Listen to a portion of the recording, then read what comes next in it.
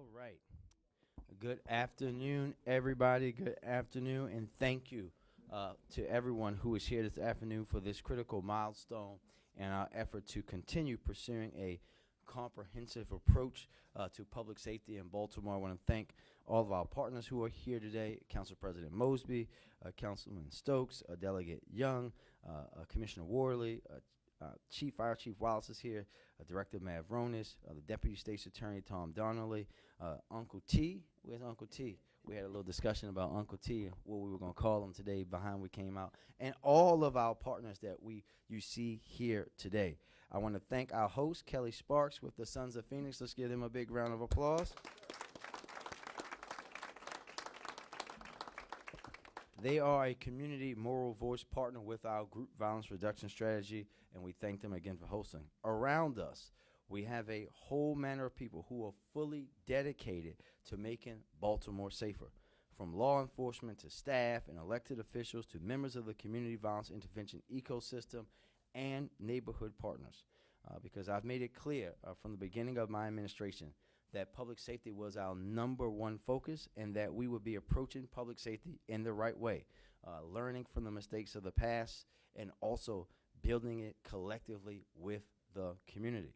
As you all know, when I took office, Baltimore had been grappling with more than 300 homicides every year since the Freddie Gray unrest. And we have made significant progress in that time, thanks to nearly 3 years of hard work and commitment to our holistic evidence-based public safety strategy represented by the people standing with me today. Homicides and non-fatal shootings were down 20% and 8% respectively in 2023. And as of today, we are building on top of that historic reduction in Baltimore City, dropping homicides by another 32.9%.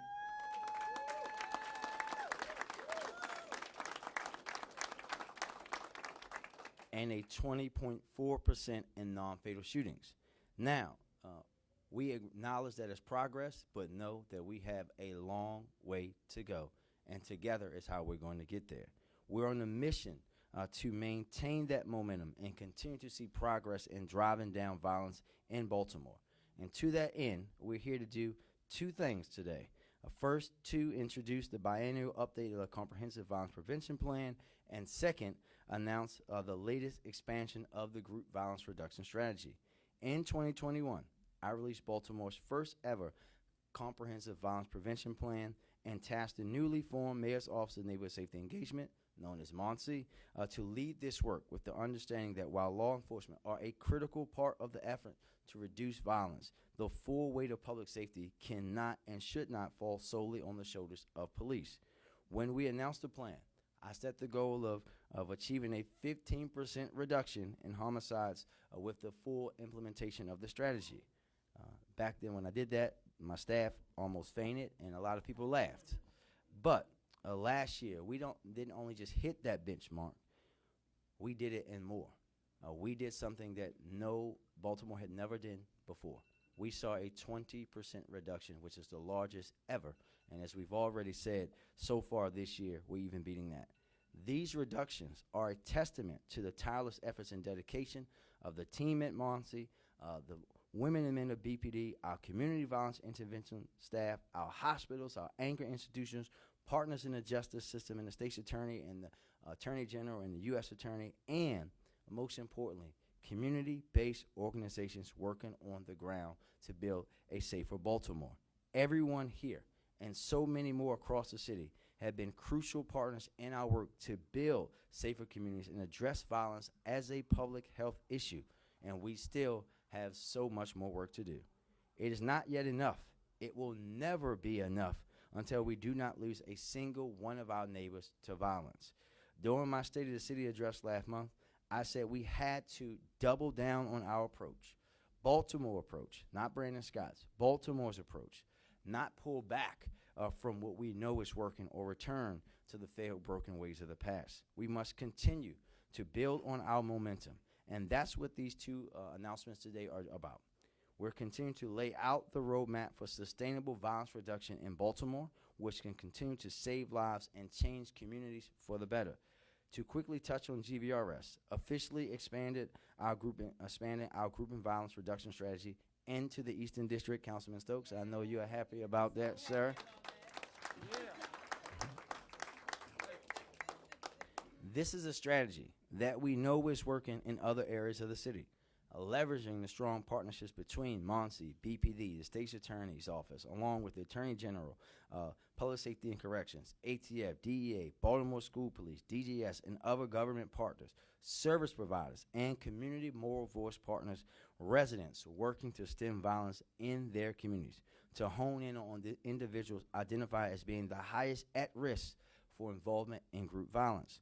We offer them a choice directly in a letter from me. Put down the guns, and we will help you change your life and get you back on track. But if you choose to ignore that, then you will feel the full weight of law enforcement.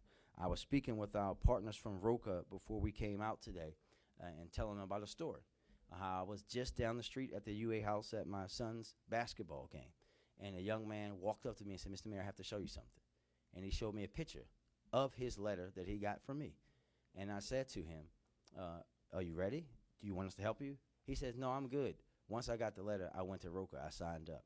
That's the impact that we want to have, because we don't want to. We don't want to send people to jail. I specifically, in any way that I can, want to avoid incarcerating other black men. But what I'm also not going to do is allow you to continue to harm people and bring harm and disrupt and cause trauma and pain and loss of life in our communities. So again, the message is very clear. We will give you every single chance to change your life, but that choice is up to you. If you don't, you will feel the full weight of law enforcement. GVRS is effective because it goes after those responsible for driving the majority of violence in our city and inflicting harm upon our communities and life out of our streets. Since launching the strategy in January 2022, as of last Monday, April 15th, across the Western, Southwestern, and Central Police District, we have enrolled 156 participants in life-changing services to help them step away from the life. For those that refuse to do so and perpetuate violence in our communities and continue to do that, to be involved in group activity, we've made 256 arrests, including 184 arrests made by BPD's group violence unit. It is hard to overstate just how life-changing and effective this strategy has been. I hope that everyone thinks and takes a moment to think about the impact for those 156 individuals who've taken us up on our offer of services, how important that is for them, their families, their neighborhoods, and our entire city. Strategies like this have been tried in Baltimore in the past, but typically they lack the follow-through or any real support for the services. It was only about the public safety side. They offered the opportunity for someone to change their life without providing that real pathway. And this time we're getting it right. And you can see the buy-in represented here in the community. And we know this works. We can see the impact with our own eyes, but we know thanks to our academic research partners at UPenn who released an initial study, we're seeing results that no one can deny. These efforts to expand are critically important to bringing this strategy to every part of the city, but we want to be cautiously optimistic and ensure we're expanding in a sustainable way. And I think we've accomplished that and will continue to do so. One of the reasons this has failed in the past is that they move too quickly. GVRS is just a part of the strategy, however. A significant portion of my administration's efforts, particularly those in Mony, has been doing the hard work of building systems, infrastructure, and policies that will continue to deliver on our shared commitment to public safety and establish a roadmap for sustainable improvement. That is what you will see in this update to the Comprehensive Violence Prevention Plan. This update shares our work to date, and because good strategy leaves room for adjustment, this update also is a chance for us to refine our approach, address emerging public safety trends, and set goals as we continue to expand and strengthen our work moving forward. This update is actually required by the establishing legislation that I passed as City Council President, and it reflects a good governance approach that ensures we're establishing benchmarks, goals, and consistently adjusting where we need to be to meet the things that we want to achieve. In addition to the 3 pillars outlined in the original plan, this update includes for the first time a specific youth justice pillar born out of Deputy Mayor DeRaza's Youth Violence Reduction Work Group. My administration spoke with government partners, community stakeholders, young people themselves to develop a strong set of recommendations that will continue to prioritize the safety and well-being of Baltimore's young people. These include adopting proven community-based solutions to reduce youth arrests, augmenting and connecting violence intervention and prevention programs for school-age young people, and implementing agency-level changes to shift long-term youth outcomes. I want to be clear that the work is ongoing. When we announced the plan in 2021, it was the first time Baltimore had developed a 5-year strategy designed to address violence in its totality. Where previously there had been disjointed, narrow-focused strategies, we now have a plan that looks at the complete picture of Baltimore. This is not overnight work. All of us in here know that, but we collectively are making a difference. I encourage all of Baltimore to read the update, which you can find at baltimorecity.gov/CVPP Update 2024. I'll say that again, baltimorecity.gov/CVPP Update 2024. And you can also submit your feedback online at bit.ly/biennial BIENNIAL Update Feedback Form. You can hit it, and that's very easy to do. Building a safer city is not a spectator sport. It does and will continue to take each and every one of us. You have my word as mayor, but more importantly, as a son of Baltimore, who grew up experiencing the good, bad, and the ugly when it came to the crime fight in our city, that we will never rest in our effort to address the violence that have plagued our communities and do that the right way. We will continue to do the hard, daily work of saving lives of our neighbors, loved ones, and fellow Baltimoreans through prevention and constitutional, community-centered policing. We will do it the right way, alongside law enforcement, who now is more than ever committed to serving Baltimore's residents the way they should have been serving all along. Our city, our neighbors, our young people deserve nothing less, and thank you. And with that, I will turn it over to Council President Mosby.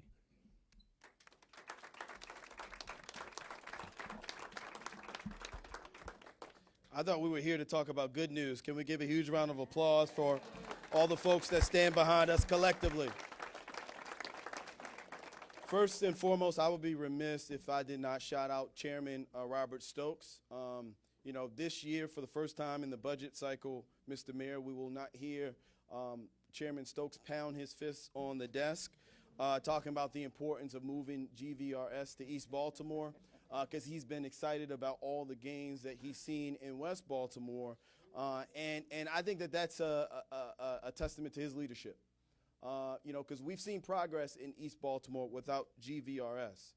And Chairman Stokes told the administration it wasn't good enough, that we want GVRS to come to East Baltimore. I want it in my district, and I'm not going to stop yelling and screaming it until it's there. And I would like to thank this mayor, as well as the administration, for delivering on that promise that they've told us last year. So thank you, Mr. Mayor, and thank you to the team for delivering on that promise and bringing and expanding GVRS to East Baltimore. The reality is, for a kid who grew up in Northeast Baltimore as city council president and another young man who grew up in Northwest Baltimore as the mayor, the reality is crime has become normalized to us. It's nothing to know of a cousin or friend who have lost their life to the streets of Baltimore. There's nothing to know an aunt or a neighbor that lost their son to the streets of Baltimore. The reality is, what we would always hear and say is, crime is just a way of life in Baltimore City. Well, the collective group that stands before you today is a proven a connection of folks to say that crime must and can be reduced in a responsible and sustainable manner. That's why we stand here after these 3 years.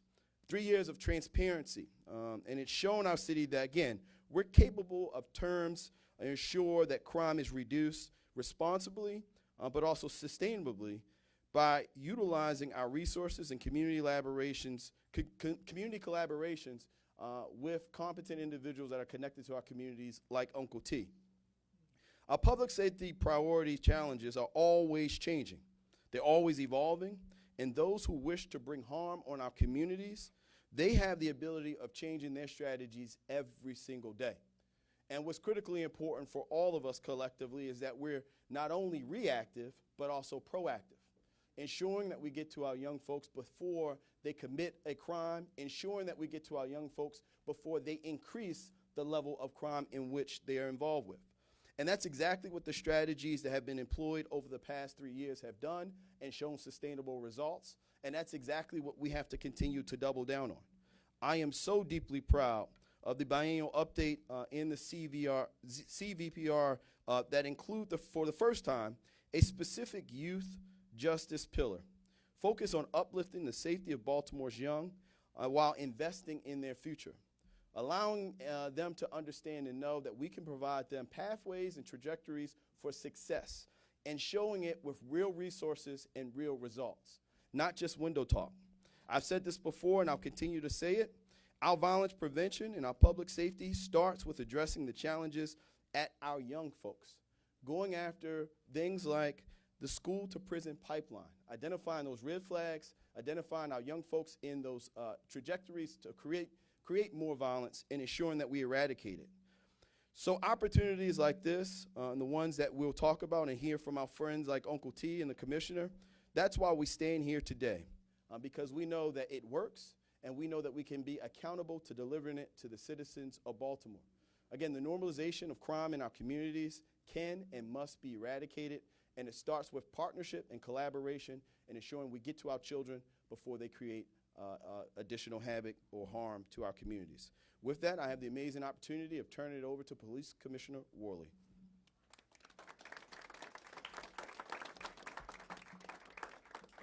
Thank you, Council President Mosby and Mayor Scott. As we work together to build the foundation for long-term public safety in Baltimore, the BPD remains committed to the comprehensive violence prevention plan. While building on this holistic prevention strategy, we also recognize that law enforcement is just one piece of the puzzle. We are prioritizing trust and relationship building by investing in such initiatives as community violence intervention, victim services, group violence reduction strategy, and other community-based programs. These strategies allow our officers to spend more time investigating the high-level crimes, creates more time for officers to spend in the community, building community engagement, and it frees up officers to implement other initiatives. In partnership with Mony and alignment with the requirements in the consent decree, the BPD is working to create neighborhood policing plans that address the challenges identified by the residents in the community in which they live. This is a direct response to the resident request to have more input into the decisions that impact public safety in their communities. As for the group violence reduction strategy, we all know that it works and it's still working. Since launching in the Western District, GVRS has become the city's leading strategy in reducing shootings and homicides. We are achieving greater reductions in gun violence, and we keep those at the highest risk safe and alive. I'm pleased that we now have moved to the Eastern District, and I remain optimistic they will continue to scale up and expand across the city. BPD's Group Violence Unit is dedicated to decreasing violence in the city, improving outcomes for members of the community, and strengthening relationships between the department and its citizens. This is a collaboration between our department, Mayor Scott, Mony, the state's attorney's office, our federal, state, and local law enforcement partners, social service providers, and community members, as they all collaborate to reach who most want to be part of the solution and provide them with pathways away from the life of crime. Through GVRS and people-based strategies, our officers go out every day to focus their enforcement efforts on those closest to the violence. Every person needs and deserves to be safe. We are here to reach those who want to be a part of the solution. Those that don't, if you don't want to take the services, or if you simply continue to commit violence, we will be the final outcome for you. So with that, I will turn it over to Mony Director Stephanie Mavronis. Thank you.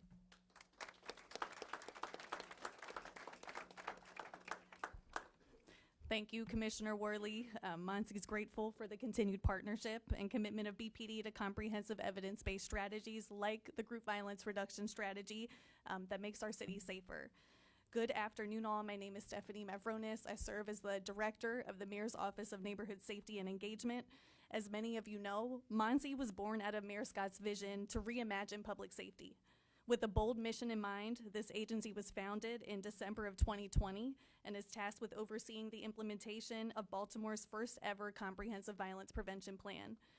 This strategy is about approaching violence like the public health crisis that it is, and understanding that no one agency could be single-handedly responsible for building a safer Baltimore.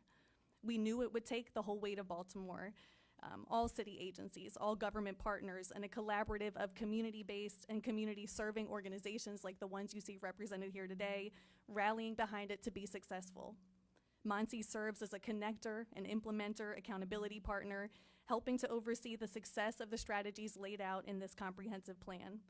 This work is made possible through partnerships with agencies and organizations like BPD, the State's Attorney's Office, the Mayor's Office of Employment Development, the Mayor's Office of Children and Family Success, the Department of Public Safety and Correctional Services, Baltimore City Rec and Parks, the Department of Juvenile Services, Roca Yap, LifeBridge Health, Catholic Charities, and so many others.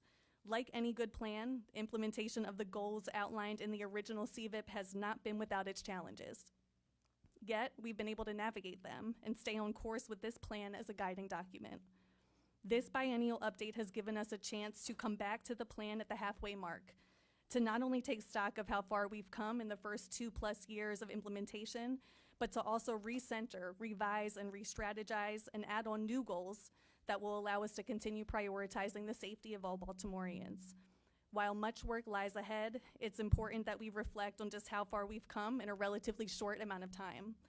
Since the Comprehensive Violence Prevention Plan was released in June 2021, we've piloted and expanded GVRS, which as of last week now covers the Western, Southwestern, Central, and Eastern districts. We've supported Safe Streets Baltimore and our frontline workforce as they conducted 1,443 mediations in 2023 and created new opportunities to professionalize community violence intervention work. We've awarded over 50 contracts totaling more than $16 million to organizations to create, expand, and strengthen the ecosystem of violence prevention, intervention, rehabilitation, and reentry. We've launched Sidestep, a pre-arrest youth diversion strategy originally created by young people in West Baltimore. We've expanded the definition of victim to include gunshot survivors, as well as those impacted by violence and trauma indirectly. We've built an in-house victim services team, which has filled critical gaps and served 375 individuals last fiscal year alone. We've launched the Returning Citizens Behind the Wall initiative and Safe Return Planning, starting re-entry planning prior to release and helping Baltimoreans successfully re-enter society. We've expanded community policing initiatives. We've created a coordinated neighborhood stabilization response protocol to support residents following traumatic events in their communities. And we've funded several external evaluations of programs like Safe Streets and GVRS to ensure accountability and program integrity. These evaluations have also demonstrated the impact of the mayor's dual gun violence prevention strategies, CVI and GVRS. The University of Pennsylvania's Crime and Justice Policy Lab found that GVRS is associated with a 25% cumulative reduction in homicides and non-fatal shootings, as well as a 33% reduction in carjackings in the Western District over the first 18 months of implementation, with no commensurate increase in arrest or displacement of crime to other areas. Additionally, an analysis of Safe Streets Baltimore by Dr. Daniel Webster at Johns Hopkins University found that for every dollar we spend on the program, we save anywhere between $7 and $19, depending on the method used to estimate the cost of shootings prevented by the program. There's much more I could add to this list about the great work our team and partners across the city are doing to co-produce public safety, but we must also keep our attention on the work ahead. Work is already underway on the commitments laid out in the newly created Youth Justice and Violence Reduction Pillar, guided by a strong vision and framework thanks to the hard work and dedication of Deputy Mayor Dr. Letitia DeRaza, agency partners, and most importantly, Baltimore's young people. This updated plan also includes the work to come in the remaining 2 years. That includes expanding GVRS into the Southern District by the end of this calendar year, launching school-based violence intervention programming at the start of the 2024-25 school year, expanding sidestep youth diversion citywide, strengthening strategic coordination across Baltimore's community violence intervention ecosystem, establishing a victim services case management work group with city agencies and community-based providers to close gaps for survivors of violence, their families, and communities, and continuing to evaluate key programs, both internally and externally, just to name a few. Much work lies ahead, and we stand ready and eager to continue making progress and show what more years of painstaking focus, commitment, and comprehensive public safety strategies can yield for the city of Baltimore. As the mayor said, we want to hear from Baltimore on how we can continue to improve this work and build on the gains we've made driving down homicides and non-fatal shootings and doing the work of preventing and intervening in violence. We invite you to read the full biennial update online and submit your feedback on our website. This work takes everyone, and while it's important that it has a home in local government, it starts on the ground. Our grassroots partnerships are what make this comprehensive, holistic approach work.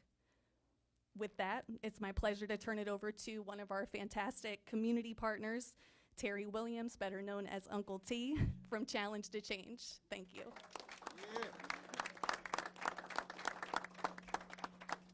I said to myself, I don't know what convinced the mayor to put me in front of this mic.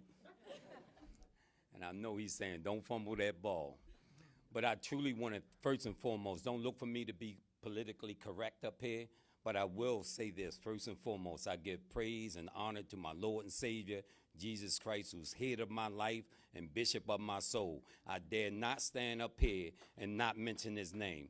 But I truly want to say that the work is, it definitely take a collective effort. No man is an island. I always say that if one snowflake fall from the sky, it would dissipate. But if it fall collectively and consistently, it can shut down a government. And I believe that's what you see behind me, snowflakes that is determined to do that. And I just know I went over those pages diligently, committed myself to going over Mony, and I'm telling you, the Mayor Office of Neighborhood Safety and Engagement is just that. If y'all would take y'all time out to really read that over, line for line, and really pick it apart. And so I know that collectively we can do it. Dr. Bundy, I said collectively we can do it. Because again, no one is an island. If you try to do it alone, you will find yourself alone. And I am a product of those streets. Thank God that I understand that transformation truly do exist. I gave that prison system 25 years of my life and lost my son to the streets of violence. Had to go on the scene and say a hole in my baby boy's head. And so I operate from a different place when it comes down to helping our youth. I know that they can never fall too low, that collectively we can reach down and pick them up. If we operate from this place of love, because we can't punish them all the time into greatness. We got to love them into greatness. I said, no, that deserves a clap. I said we got to love them into greatness. So I am honored. I am honored to be up here with all these distinguished individuals. I dropped out in the 5th grade, never returned back to public school, but while in prison, I ended up getting my high school diploma at age 38. And a few credits to Allegheny College. So I know that the situation is fixable. No one can tell me little woo-woo and bobo can't be fixed. They can be fixed. But what are we willing to do to fix it?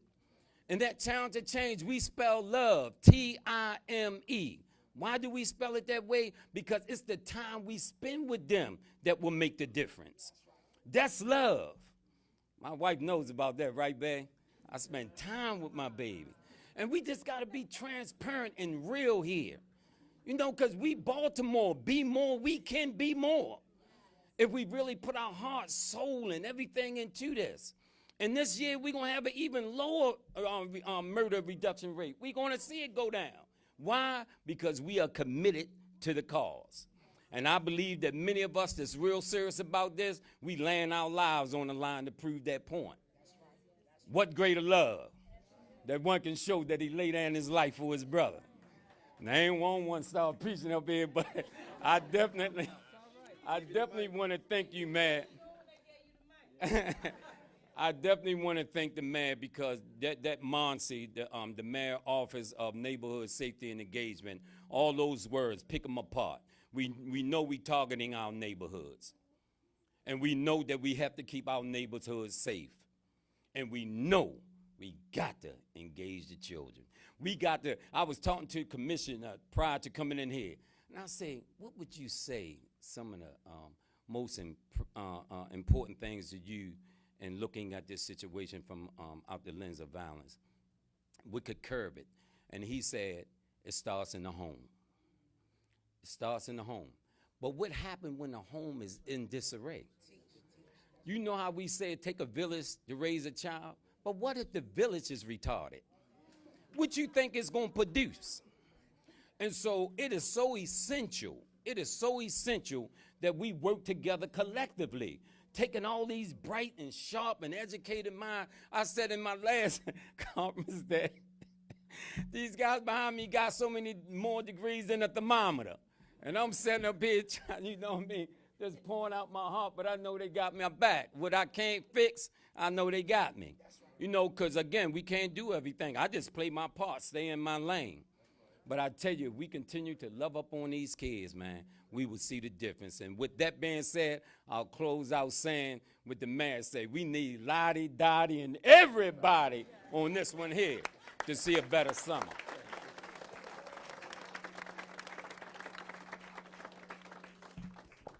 Thank you, Uncle T.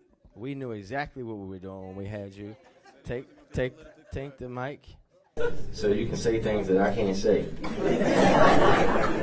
But we can't, and I won't overstate. You can't really understate the impact that organizations like Challenge to Change, like We Are Us, like Safe Streets, like Tinted, everybody you see represented here, what impact they are having on our communities.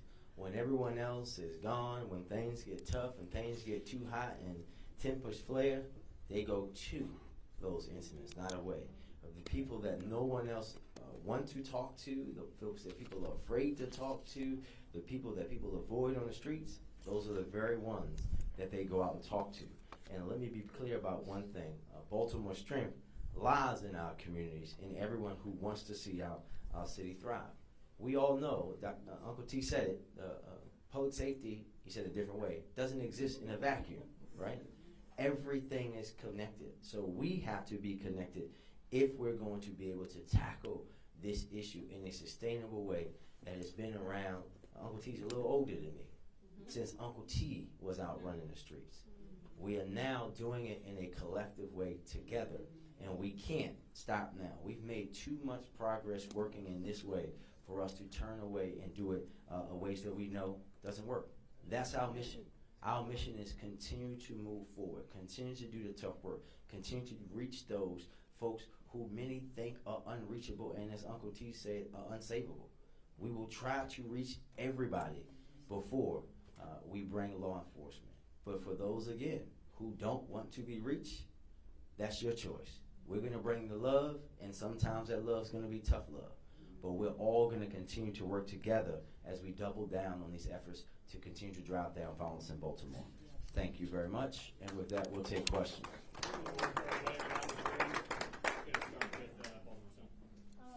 So one of the things Director Mavronis mentioned was that there have been challenges and you've worked through them. What are some examples of challenges you've had in this last 2.5 years, and how have you adapted?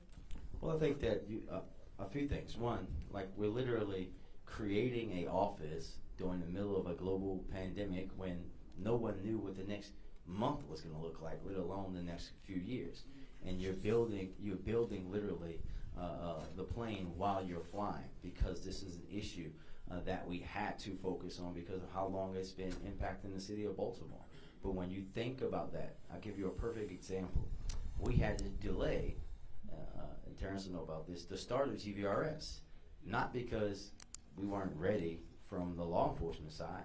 We did this the right way. We actually had studies done to see who were the people we should be focused on. And when we started in the Western, if I asked you or anybody else in the public, normally they would say, if we should focus on a group, what's the age range? Folks would say, 18 to 24-year-olds.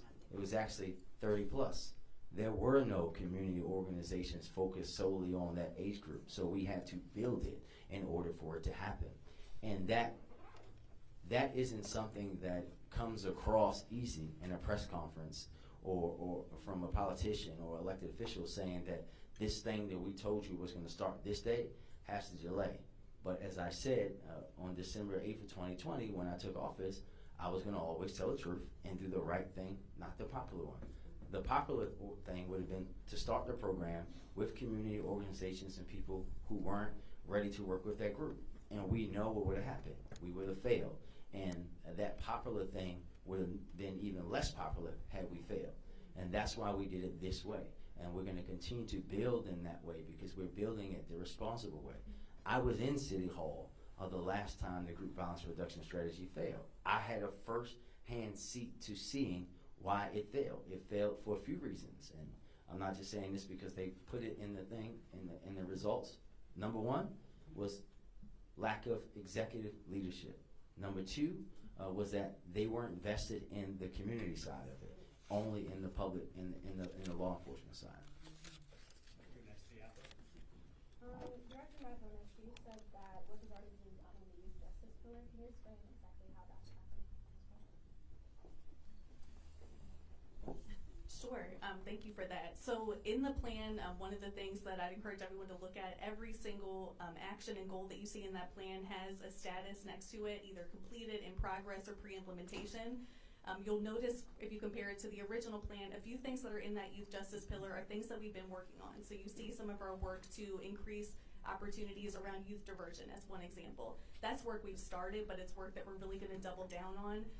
And so in this plan, we've added some additional actions and goals to that youth justice pillar to really reflect the fact that this has to be named as one of our central and top priorities. But lots of detail is also included in the plan about those specifics as well. And I'll just add, I mean, there's so many things that are already in action. One of the things that we've done as a result of the work that Dr. D and I have the group doing, so we started last winter of 2023, Youth Violence Day, where we wanted to come together with our partners in the school system, DGS and others, to have like focused case management for young people that were at high risk. And we found out that we couldn't share information. So what did we do?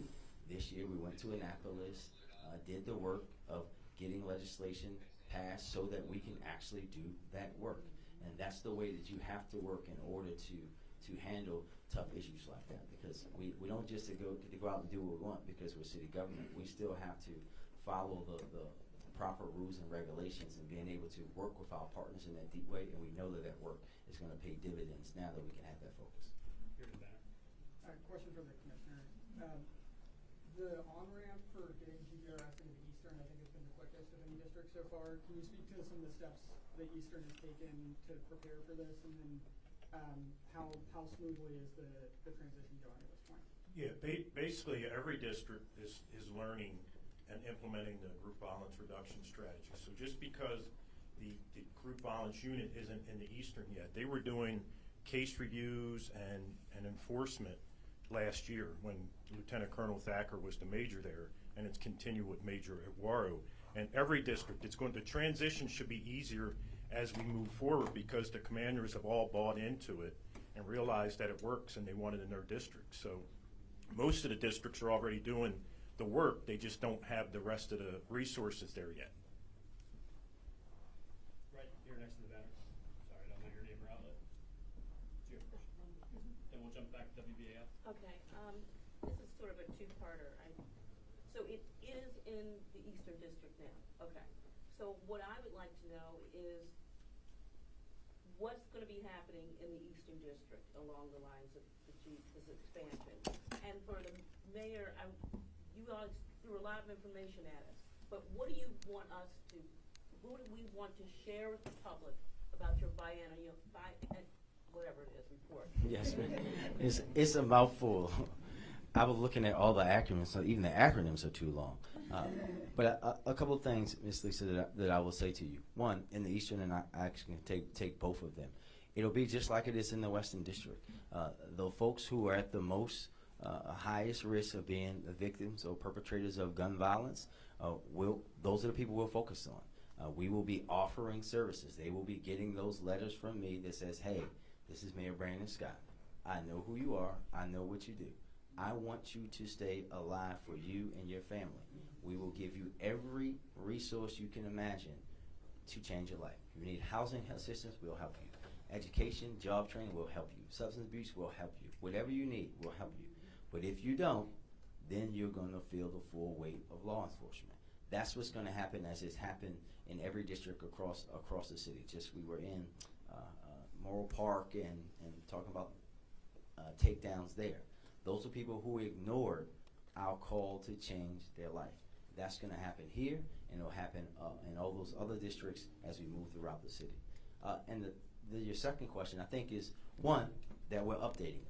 I made a public commitment when I laid it out in 2021 that we would do that, in late 2021 that we would do that. And two, highlighting all the work that has been done. It is no small feat that we went from years of 300 plus homicides to see a 20% reduction and then have a 32% reduction on top of that. I think that even understanding that we have a long way to go in Baltimore, the residents of Baltimore need to hear that, because we know in our city sometimes all we hear is the negative. We don't hear about the positive things that are happening. We don't hear about the progress that are happening. For example, we had an announcement today about the mayor's attendance challenge for public schools. We don't hear that attendance is up in Baltimore City public schools and chronic absenteeism is down. But if it was the opposite, we would hear it each and every day. If homicides were up 32%, we would hear it all day, every day. We have to tell this version of this truth as well. Back when this was announced that the Eastern was the next district that was coming, I think it was in February when that announcement was made in terms of the expansion of GVRS, there was some questions raised about why Eastern was picked, given the progress that we were already seeing in terms of the violent crime reducing in this area. There was also some criticism saying that it was low-hanging fruit for you given the election that was coming up. So did that factor into the decision to expand it into the Eastern? Yeah, let me first start by saying no, Mackenzie. I'll say this once again. I don't play politics with public safety. Other folks might choose to do that. You might choose to do that. I'm not. We expand GVRS based on the data, the connectivity of the groups. And when you understand and know public safety in Baltimore, but more importantly, the streets of Baltimore, anybody will tell you, once you've done the west side, the east side is where you have to go. And that's why we're doing it that way, because the data shows us where to go next. Not me, not the police commissioner, not the state's attorney, not Director Mavronis, none of us on the leadership team who represent that partnership around GVRS. I want to remind you that GVRS is the mayor, the state's attorney, police commissioner, and Mony as the principals for how we're going to, in partnership, put this strategy into place. We don't get to decide. The data tells us where to go, and the data is based on public safety, not politics. WJZ? I had two quick questions. So I believe, Director Mavronis, you said expanding GVRS to South Baltimore by the end of the year. Where are we in getting GVRS citywide? And then also just funding for all of this, especially in the plan. Are we looking at grants, other sources? Just where are we looking at for that? So we laid out the plan of how we're going to unveil GVRS. It is in the Southern District by the end of this year, and I think the remaining ones are in the following year that we will have it throughout the city of Baltimore. Listen, right now, GVRS is going to be funded. We're going to do that in any way that we can. First and most importantly, with city tax dollars, because when you have a strategy that you know is working, and the residents will support you spending on that strategy. We're even talking about budget enhancement to help with GVRS. We are blessed again to have the best federal delegation to the United States Congress in these United States of America. They are also bought in on this strategy and are continuing to support this. We know that up through the White House Office of Gun Violence Prevention and the President himself, they all understand how a Baltimore strategy is working. it's very frequently I am called to D.C. to talk to other mayors. For example, we had the U.S. Conference of Mayors in D.C. this past winter. And if you were to tell anybody 10 years ago, 5 years ago, that the mayor of Baltimore City and the mayor of St. Louis and the mayor of Kansas City and the mayor of Chicago would be sitting alongside the ATF director, and those would be the mayors talking to the other mayors across the country about how to reduce violence in their city, people would tell you that you're lying. But that's what happens now, because we are seen nationally as a city that's leading on how to reduce violence, but do it in a complete and collective way, not just law enforcement, community, hospital, everyone together. Anybody who I missed? Yeah, I have a question. I'm one of the community of faith leaders Yes, sir. who support this effort.